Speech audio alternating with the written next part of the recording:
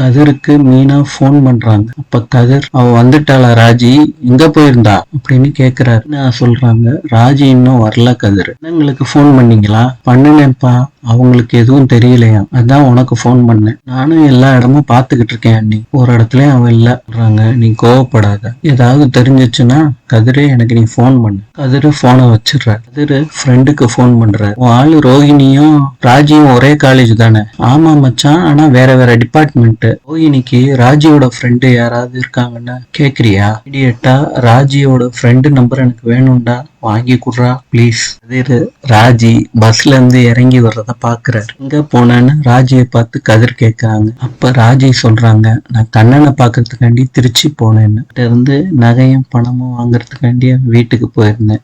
வீடு பூட்டி இருக்கு. ராஜி, அவனை பாத்துட்டியா?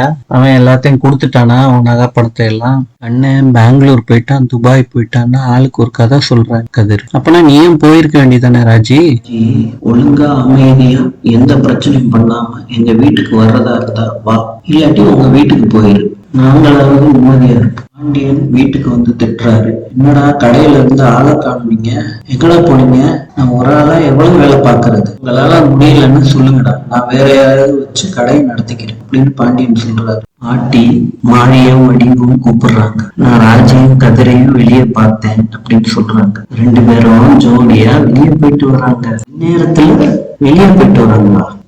புதுசா கல்யாணம் பண்ணவங்க எங்கேயா சினிமாவுக்கு போயிட்டு வந்திருப்பாங்க.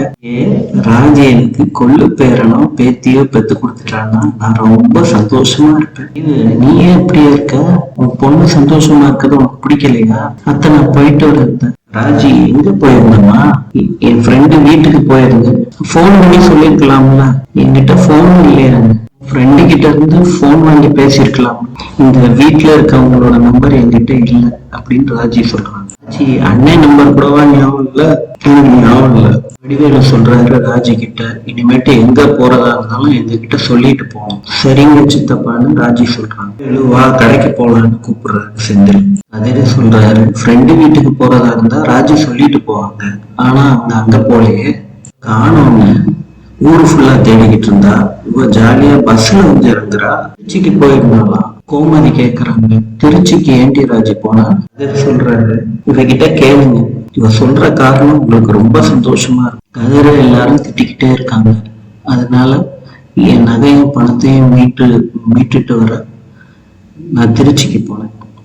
மீனா கேக்குறாங்க, திருச்சிக்கு அவன் போனதா யார் சொன்னது? அதுக்கு ராஜி சொல்றாங்க, ஃபர்ஸ்ட் அவன் வீட்டுக்கு தான் போனேன், அங்க உள்ளவங்க தான் திருச்சிக்கு போயிருக்கதா சொன்னாங்க. ராஜியை பார்த்து கேக்குறாங்க, அங்க அவன் இருந்தானா? இல்ல இல்ல, அடுத்து நீ எங்க தேடலாம்னு ஐடியா வச்சிருக்க? குற்ற உணர்ச்சியா இருந்துச்சு. பெத்தவன் எனக்கு எப்படிமா இருக்கும் ராஜி? இப்போதைக்கு எதுவும் பண்ண முடியாத நிலைமையில நான் இருக்கேன், அதே மாதிரி நீயே இரு. மாதிரி தேவையில்லாத வேலையெல்லாம் வச்சுக்கிறாங்க ராஜி. உசுறு போய் உசுறு வந்துருச்சு பொடி அப்படின்னு சொல்லிட்டு கோமதி கிளம்பிட்டான். ஏன்னாக்கா நான் நல்லதை நினைச்சுதான் பண்ணேன். இப்ப இருக்க நிலைமைக்கு ராஜி நீ எது பண்றதுனாலும் தப்பா முடிஞ்சிடும் ராஜி. இதுக்கும் மீனாவுக்கும் ரொமான்ஸ் ஓடிக்கிட்டு இருக்கு. அப்ப ராஜி பாக்குறேன். நாளை சந்திக்கலாம். இன்று